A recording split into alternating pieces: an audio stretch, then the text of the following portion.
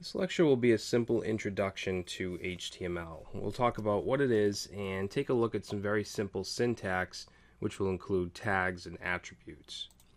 So what is HTML? It's a markup language for creating web documents or web pages. And it stands for Hypertext Markup Language, and it uses a set of markup tags. Okay, so an HTML tag is the basic building block of HTML. Now, it's important to stress that HTML is not a programming language. You may hear some people refer to it as one, but it's not. It's a markup language. There's no logic in HTML. It's only used to display content. So if we think of a programming language like Java, C++, or even PHP, these languages are much more in depth and they have conditionals, they have loops, variables. HTML doesn't have those things. All right, now when we start getting into HTML5, there are certain dynamic parts of the standard, but it works with JavaScript, which handles those dynamic parts. And JavaScript is a programming language. To be more specific, it's a scripting language. All right, so we'll get into all that later. But HTML itself is a markup language. So as I said, HTML tags are the building block of HTML. They define HTML elements, which is an individual component of an HTML document or a web page. So something like a form is an HTML element, or even a paragraph or a list. Keywords, HTML tags are keywords surrounded by angle brackets, and I'm sure you've all seen them. All right, so here's a really simple example of a paragraph. It's surrounded in paragraph tags, which is just a P tag. And you can see the beginning tag has a less than, and then P, and then greater than. And then the ending tag is the same, except it has this slash before the P. So here's an example of an HTML page structure. We have the doc type at the top. The doc type basically declares what version of HTML or XHTML we're using, and I'll get into that in a little bit.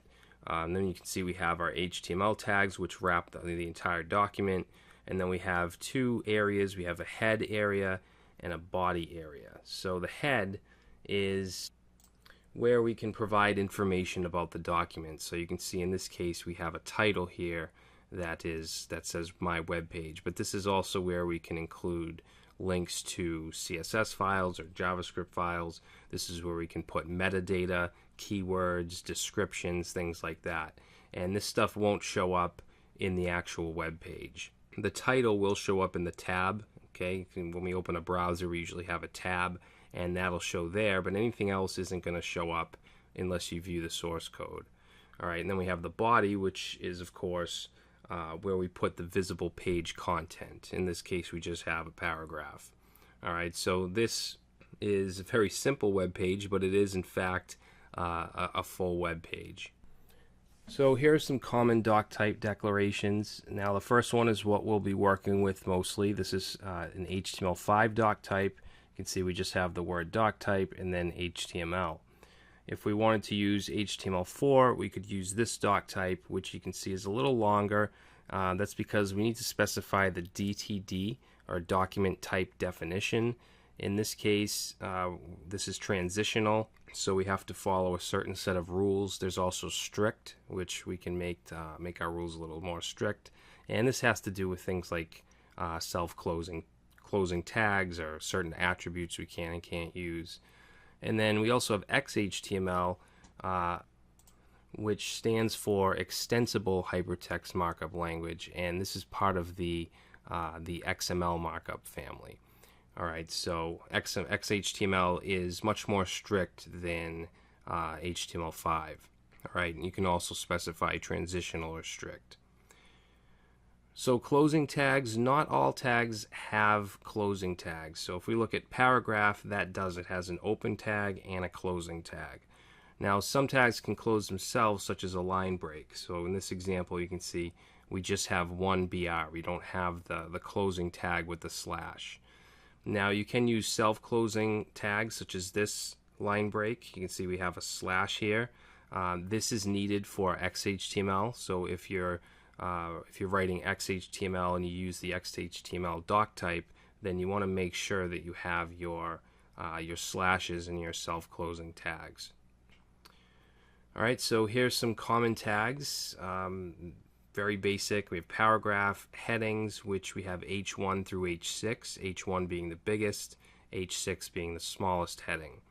Links, we'll use an A tag. Images, use IMG. We have unordered and ordered lists, and then list items, which are LI tags. We have table, form, input, button, line break, horizontal rule, which will put a line across the page or across the element. Division or div tags, which are used to separate your markup, and you can add classes and IDs, which we'll get into later. And then, of course, our structure tags like HTML, head, body, and then the strong tag is used to increase the font weight of the text. So attributes, tags can also have attributes, which include extra bits of information about that tag or element. Attributes appear in the tag inside of quotation marks. So this is the syntax here. You can see we have a tag, and then we're going to have the name of the attribute, and then set that to whatever we want the value to be. So in this example here, we're using an A tag, which represents a link, and we have an attribute called href or href, and we're setting that to google.com. So that's how we can get the browser to know that this is a link going to google.com.